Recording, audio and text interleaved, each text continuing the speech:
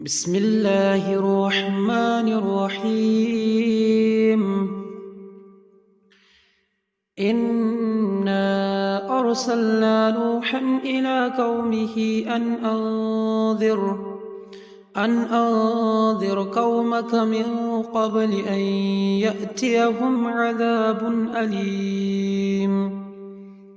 قال يا قوم إني لكم نذير مبين أن اعبدوا الله واتقوه وأطيعون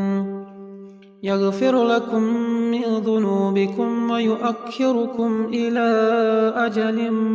مسمى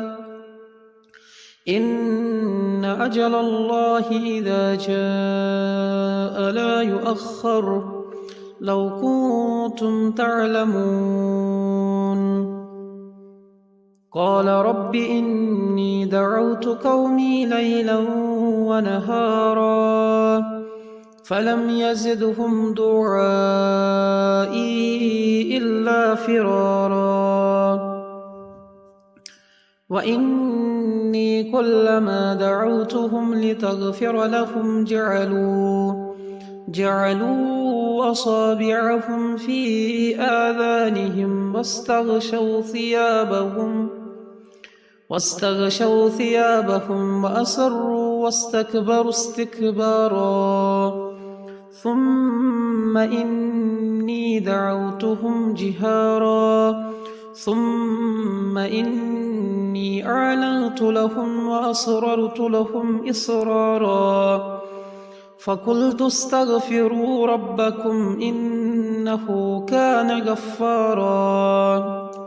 يرسل السماء عليكم مدرارا ويمددكم بأموال وبنين ويجعل لكم جنات ويجعل لكم أنهارا ما لكم لا ترجون لله وقارا وقد خلقكم أطوارا ألم تروا كيف خلق الله 7 سماوات طباقا وجعل القمر فيهن نورا